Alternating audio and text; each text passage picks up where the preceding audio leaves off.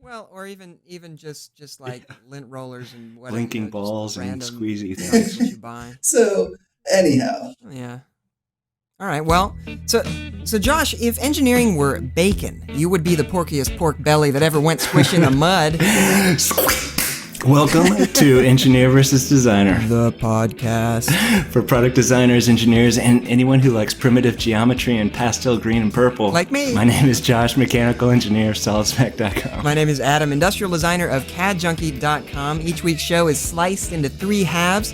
This week we're talking about 3D modeling for rapid concept iteration. First, we'll get a little what if lesson, courtesy of SolidSmack.com. Yep, followed by design process tips, tricks, and insight compliments of CADJunkie.com. And today we have Biz Devin CAD Pushin, interoperability expert and co-founder of Space Claim Corporation. Lots of big words for me there, Josh. Blake Corder. Hey Blake, welcome, good sir. If you could transform the grass on your lawn into a field of mashed potatoes, what topping would you add? What?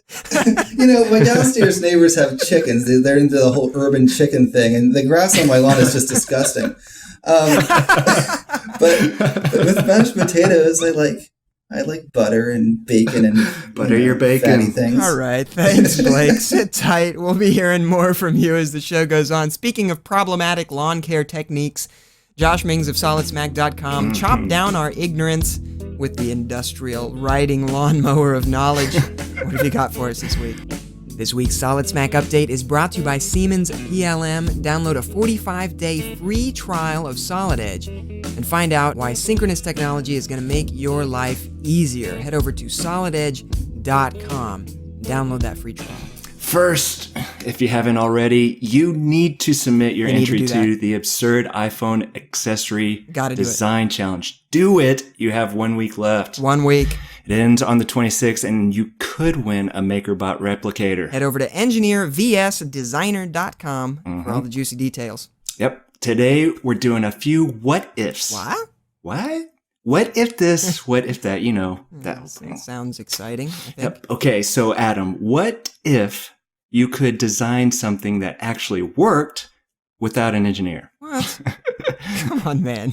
What if you could use those muscly arms of yours to fight your way out of that ugly suit? What?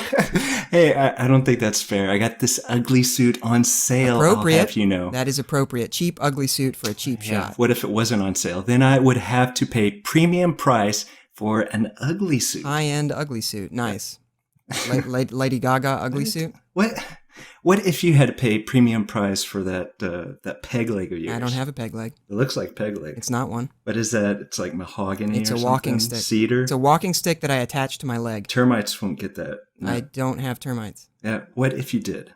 Blake, what if I had a radical new design idea for Adam's peg leg? Affixed walking stick, buddy. Yeah, whatever. It's let's say I've got a great idea for walking a peg stick. leg. First of all, Blake, what if there were a mythological software package called Space Claim? What would that be, and how would it help me design a fancy new walking peg stick. leg for Adam? Well, what do you want? You want a design that's going to make you happy and look good, and you want to get there quickly, and you want to try different things out. So, I don't know. I'd scan the remaining parts of your leg to figure out what I'm going to interface with. Maybe the inside of your shoe, if you like to wear shoes at the end of your prosthetic device. And then I would get all that in context and start sketching out ideas. Maybe brainstorm some ideas, minimize weight or balance the weight to be that of the remaining part of your other leg. And I'd go, but I think I'd try and come up with as many different ideas as possible and have it go. And then maybe I do something cool like do a little programming to do some circle patterns or something pretty instructional to 3D print it. Adam likes that stuff, yeah. I mean, that's pretty impressive. I mean, so it sounds like, let me just take a couple of big steps back here, because I don't think everybody is familiar with what Space Claim is or what it does. And so you're saying that, the first thing that you mentioned, just to start there, was scanning. So if you did a 3D scan and you've got a point cloud with little triangular mesh data, kind of like an STL file, or it could be an STL file, all ready to go, you can import that into Space Claim, right? Is that what you're saying? And then you can use that in context as you're modeling, just kind of as a visual aid. Yeah, we can use it as a visual aid, or nowadays we can snap to it, which is useful for kind of prismatic things, to sketch it and snap to the triangles you have. But we can also turn it into a full-blown solid, which is not ideal for doing solid modeling, with the exception of things like Boolean. So you could, definitely conform to that surface super easy in SpaceClaim. Well, so you're conforming to the surface of Adam's nub to design the peg leg. All right. So aside from encouraging Josh's childish games here, who is the target audience for SpaceClaim? Well, we're kind of we see two different main markets right now. We're really popular in general with folks who want to get their job done in 3D, but don't really want to make a career out of that. So you guys are safe.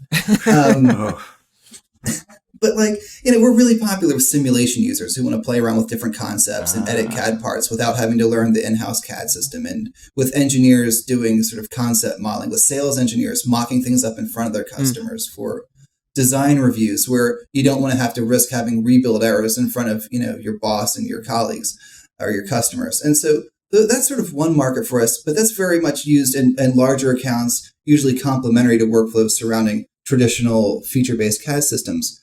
What we're seeing more and more of now is smaller shops getting started with it.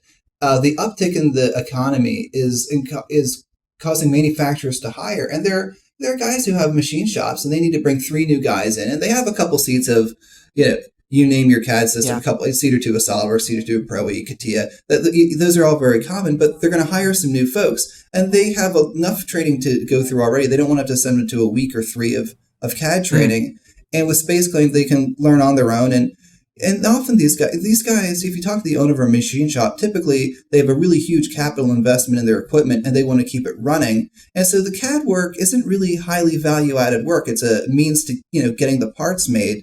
And SpaceClaim can do some amazingly fast, practical things for those guys. And our focus right now is helping those guys have tools to do so. Like in this new release we're doing, I was blown away. I was learning the demo on Monday, and the product manager showed me. I realized it took me 8 picks to start with an imported part, recognize all the holes on it, and then make a hole table right there next to it.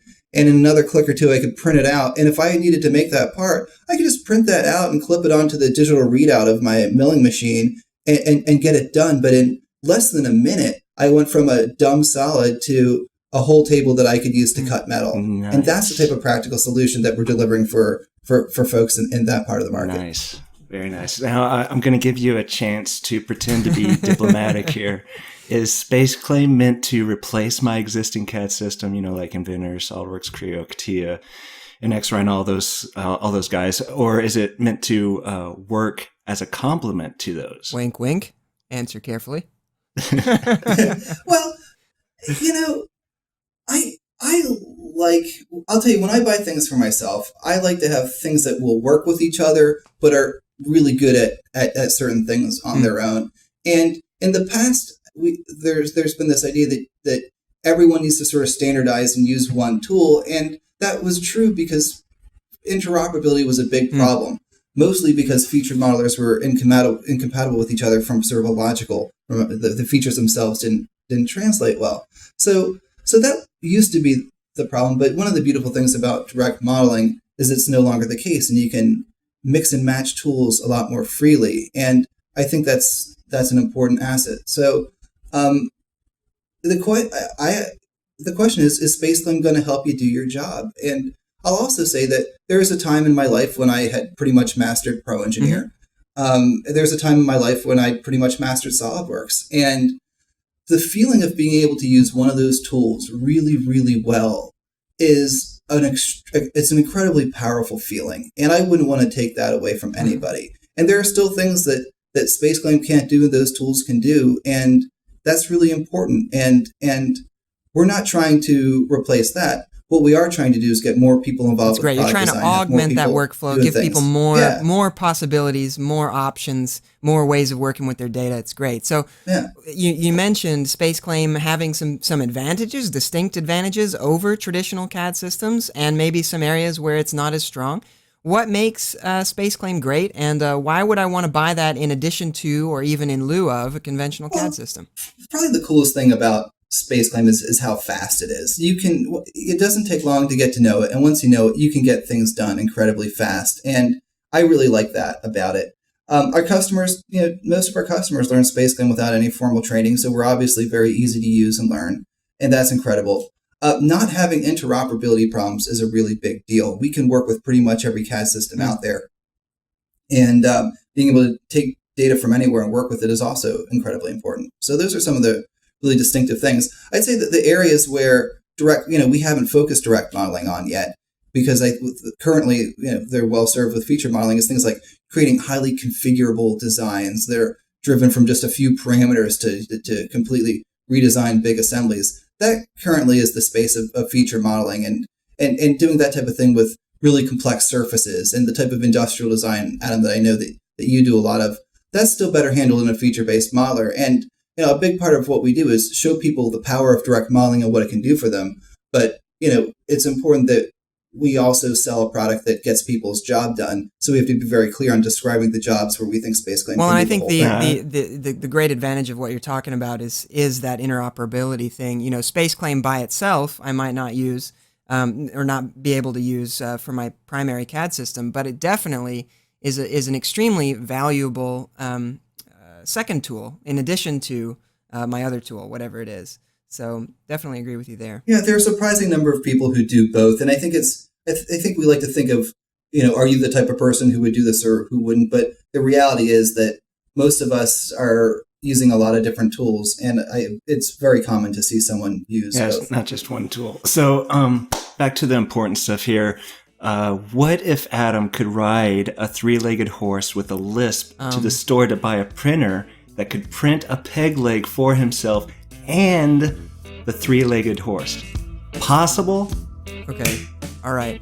I can hear the music. Okay, the music is what fading if- in right now. We are that is it. I'm sorry. We're gonna have to stop. Adam O'Hearn of CADJunkie.com. Is that a Game Boy? Wait, you're building designs in a Game Boy? Are you using Tetris for original Game Boy there as a CAD tool? Yes. Okay, Yes. that is awesome. Okay. This week's CAD Junkie Q&A is brought to you by Siemens PLM. Make sure to go download a 45-day free trial of Solid Edge and find out why Solid Edge synchronous technology will help you design better. Head over to solidedge.com. As you know, this week we are speaking with co-founder of Space Claim Corporation, Not to mention one of the coolest guys in CAD. Mr. Blake Porter. Blake, in the third half, we're going to be talking to you about how you got into this whole Space Claim thing in the first place. But I first just wanted to get the dirt about Space Claim 2012. So, Dirty. 2012, why should I go to the trouble of checking that out? Well, it's a great release. It's our 9th release, and Wow. it's starting to show a level of sophistication that you'd expect from a product like this. I mean, our first release was in 2007. We put them out pretty quick. We're very responsive to customers and partners. But there's some of the cool things in this release. A lot of features for manufacturing. I mentioned the automatic whole table thing, which I think is mind-bogglingly cool. A lot of other important documentation and manufacturing-oriented features, especially sheet metal. We have so much stuff in there for doing sheet metal. I've had a whole second education in sheet metal modeling just based on what we've put in there.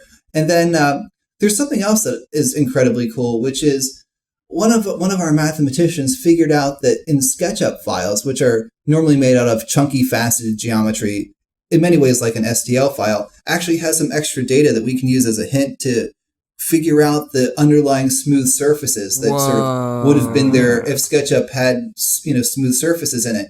And so we can take something like a revolved part that is chunky, and you read it into Space Claim, and you have cylinders and cones, and it's all so we upconvert it. That is freaking cool. You have interoperability with SketchUp. That is crazy. Yeah, we've had the interoperability for a while, but with this release, we can improve it. And that's great. If you want to make a photo rendering of something off of Google 3D Warehouse, it's not going to look great unless it has these smooth surfaces on it. So we can let you do that and incorporate that into your proposal. Slick. Or if you want to manufacture it, you won't get chunky surfaces. You'll get happy surfaces. So that's a really neat feature. So, I mean, that is a really good segue into my next question, which is that, one of the things that's always been interesting to me about Space Claim is that, on the one hand, it's making 3D CAD more accessible in ways that would be familiar to people like Google SketchUp users. But you're doing that in the context of serious enterprise CAD, which is a completely different universe, right? And so you seem to be marketing the product as a serious tool for product development. It's certainly priced that way. But what are the chances of seeing a consumer-grade Space Claim Lite for all the MakerBot owners out there that want some of that power, but maybe don't need to do automatic whole table, for sheet metal? Well, I don't have anything to announce in terms of a new package of Space Claim right now.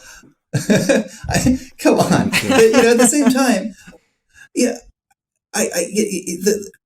I think the price of Space Claim is pretty darn affordable, especially when you consider all the other things that go into the cost of ownership. It's certainly lower than other CAD tools. Absolutely, especially compared with other CAD tools. Yeah. But that's the thing. You're comparing it. It is in the realm of other CAD tools, not in the realm of SketchUp, which is free or very, very cheap. Right, and so that's kind of the differentiation that I was. I'll give you some examples of what I hear, so you can hear the information that's helping us drive our decisions. But our VP of sales came back from a trip the other day, and he was saying to me, I was at this company, and we were talking about the new SketchUp feature, but it was a big defense contractor, a name that everybody knows, and he said that he was taken aside by one of the engineers and said, "Look, there's a whole underground culture of people here who are using SketchUp, and we love SketchUp and its ease of use, but if the powers that be find out we're doing this, it's going to be a real problem. And we're hoping that Space Claim can help bridge the gap between what we're doing with SketchUp and what we're doing with CAD, and make this part of give us all those benefits and have it be sanctioned. And also when you take a look at the time savings you get from removing iteration loops with the CAD team and letting people sort of scratch out basic problems in 3D and answer them on their own.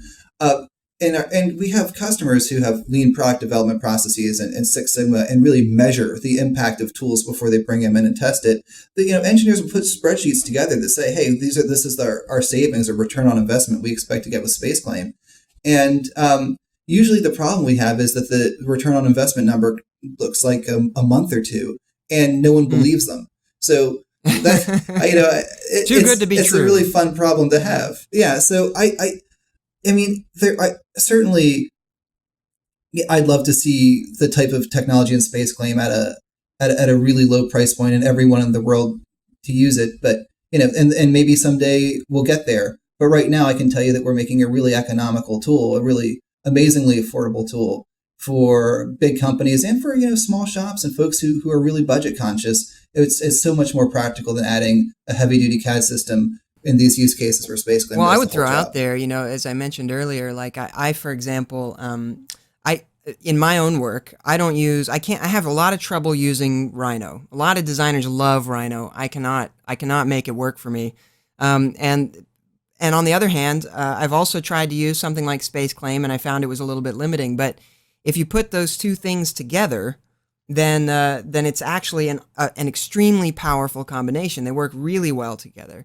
And so for less than half of the price of a seat of SolidWorks, you get both of those together, and it's actually a really impressive direct modeling machine between the two of them. Yeah, and we have a great relationship with Bob McNeil, and he's provided us with the library, so we have interoperability. Heck, we can even cut and paste from Rhino into Space Claim, and MOI sort of shares the same clipboard 3D format. So we're doing this very intentionally because this is the way that it should work. And we're okay with the fact that we haven't done a ton of stuff in surfacing because there are awesome packages out there like Rhino and Modo and others that people love.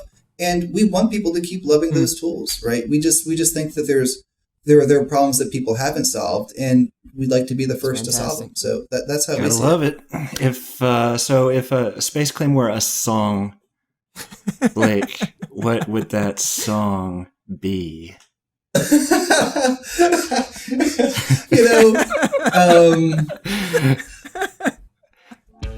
Yeah. So I didn't see that one. You can do it. Kasha?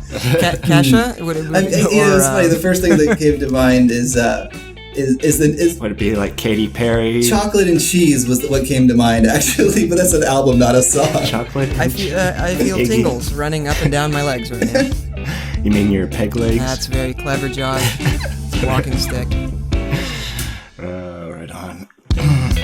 And welcome back. Today we're chatting with Blake Corder, co-founder of Space Claim Corporation, and really impressively good-looking guy slash musician slash tinkerer. We wanted to bring Blake on the show because, for one thing, Josh has a pretty big man crush on him. Yep, I do. And also because he has managed to build a company around making CAD easier to learn and to use for the proletariat out there. Wow.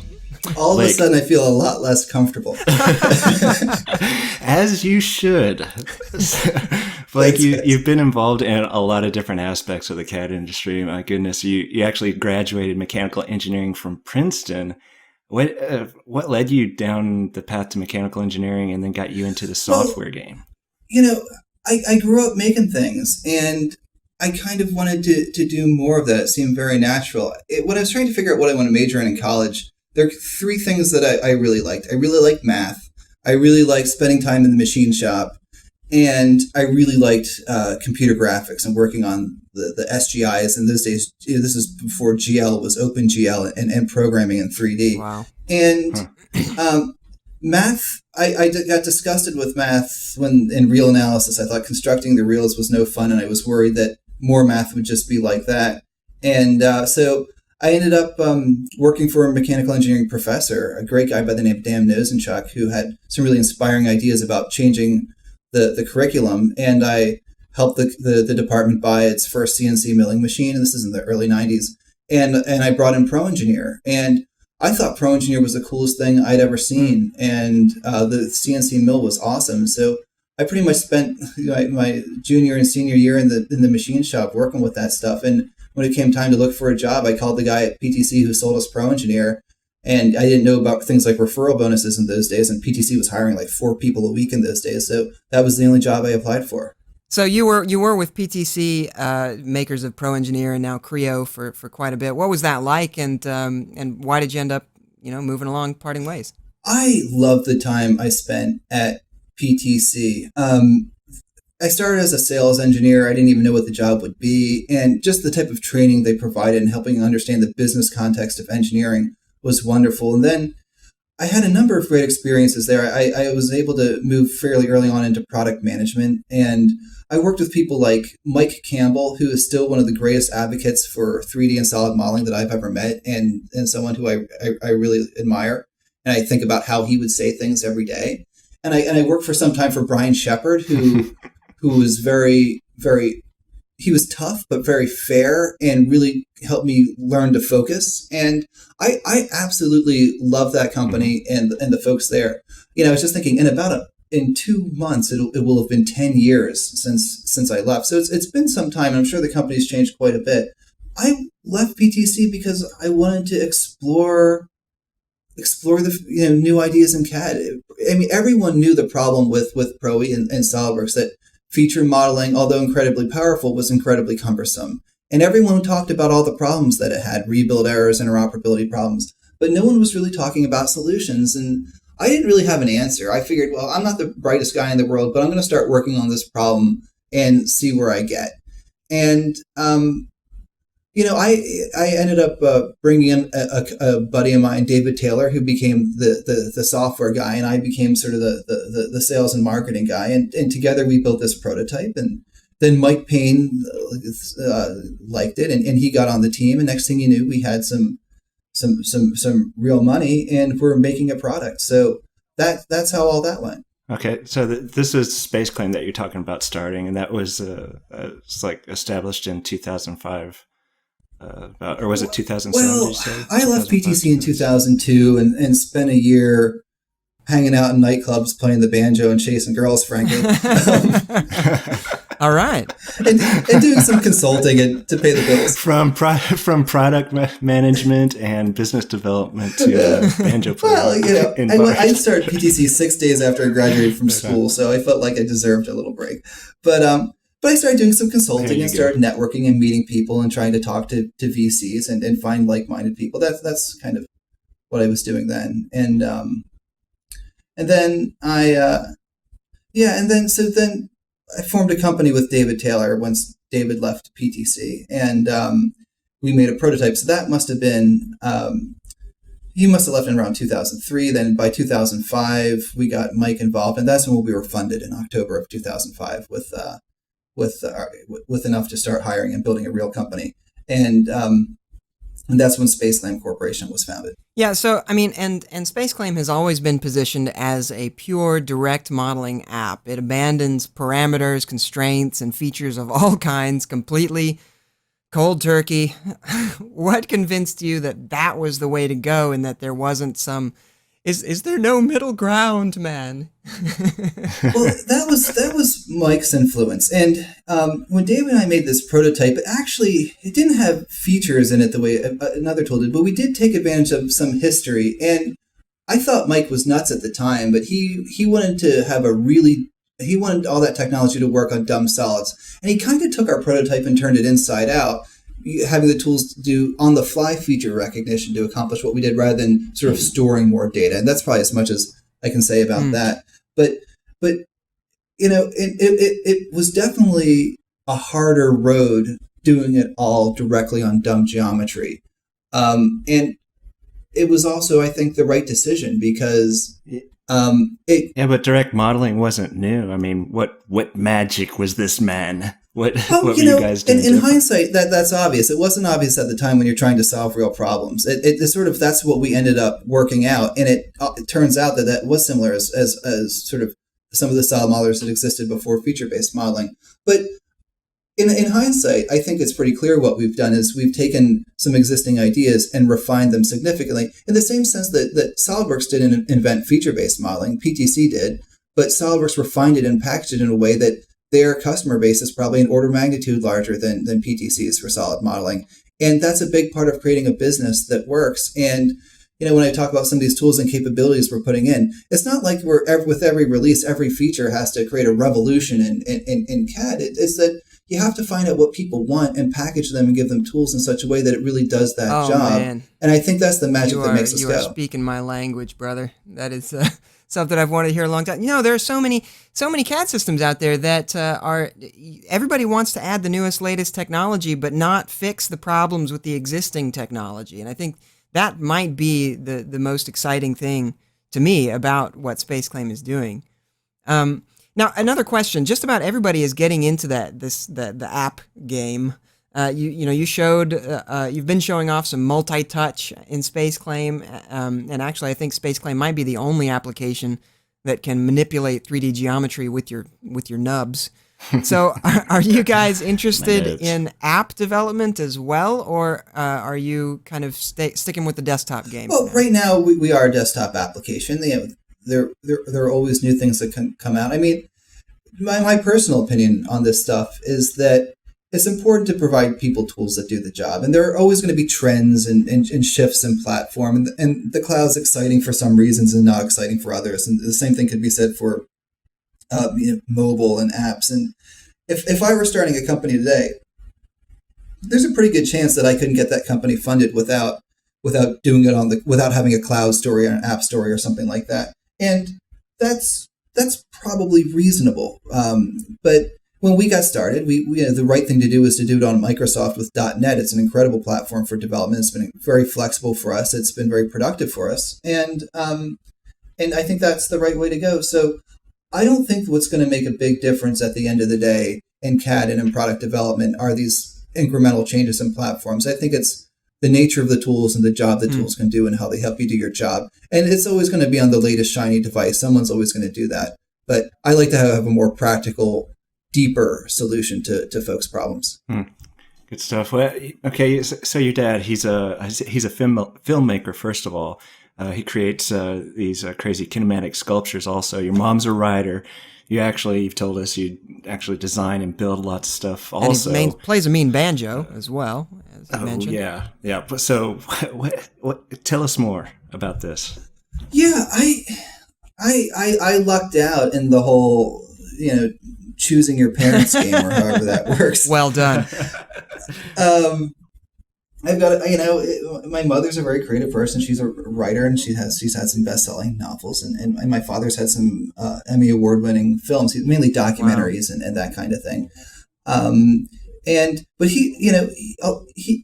his father was the foreman of the the machine shop for Philadelphia Electric, and sort of my paternal lineage is all wheelwrights and carriage makers and people who made stuff. And so he grew up with a shop, and he had a shop, and he would make a lot of his own film gear, underwater camera housings, and I learned a lot about design from watching him work. Like I remember one time he was building this big sort of crane boom arm that he was going to mount to the back of a truck so he could do some crazy shot. And so he was designing this thing out of cheap Home Depot aluminum and some sort of guy wire, and the big heavy camera was weighing it down and bending it. And and what he did was he just measured how far the thing deflected from where it should be, and then he took the camera off, tightened up the cables on the thing so it bent that far in the other direction, and put the camera back on, and then it hung straight. And it tells you something with all this CAD and simulation we do. He never used CAD. A lot of the time I've thought about, can I make a CAD system that Dad could use? But seeing how you can solve problems that way and use geometry to your advantage and use physics to your advantage, that was a really valuable part of my upbringing. Growing up in the machine shop, watching it happen. One final question for you. We got to know, what's your vision for 3D software in 2020? Is it all just all this push and pull, hands-free interaction, or is there still a place for building design intent into a model? And on a parallel topic, what about robot slaves doing CAD for us? What you think? It's kind of funny. I mean, I don't really know. I think it's a lot easier when you say, well, what causes your blood pressure to rise, and let's see what we can do about that. I think there are some obvious trends, though. I think that direct modeling will get increasingly capable, and over time, there will be fewer reasons why feature-based modeling is preferred. It just comes with so much of a hit that curve will continue to shift. I think at this point we can say that with a great deal of confidence. Platforms will continue to get more exciting.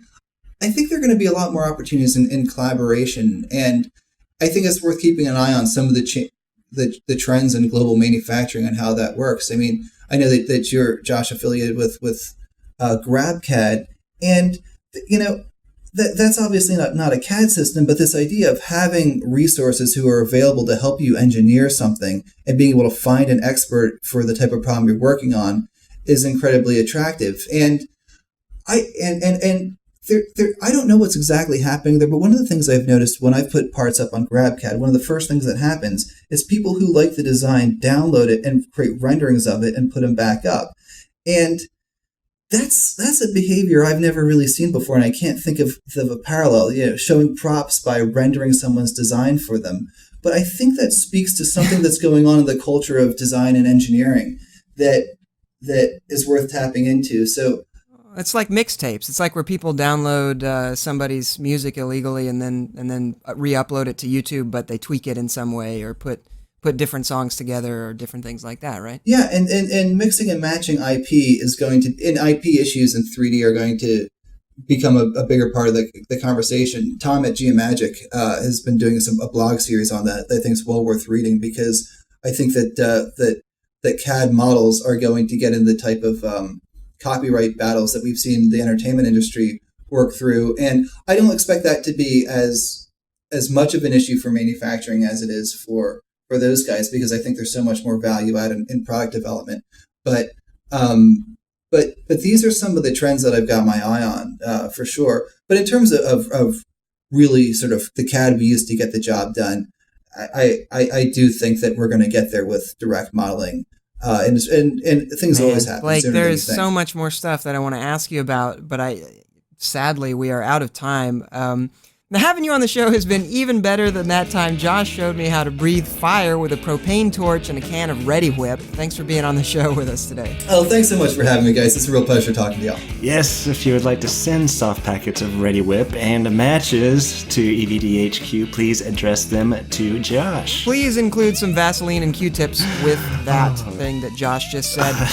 EngineerVsDesigner appreciates your comments. If you listen to the show and wish somebody would slap us repeatedly in the larynx, head over to EngineerVsDesigner.com and slap away. And if you want to join us in the gut-wrenching frivolities of watching playful animal videos online, be sure to like us, +1 us, tweet us, or whatever else us social media has been correlated with submitting links of ukulele playing kittens. This show was edited by Simon Martin. Our theme music is by Ross Hartman. We'll see you next week. And remember, without engineers, designers would be wrapping pencils in fur and calling it a day. And without designers, engineers would be wrapping their faces in fur, scaring themselves in the mirror, and vomiting.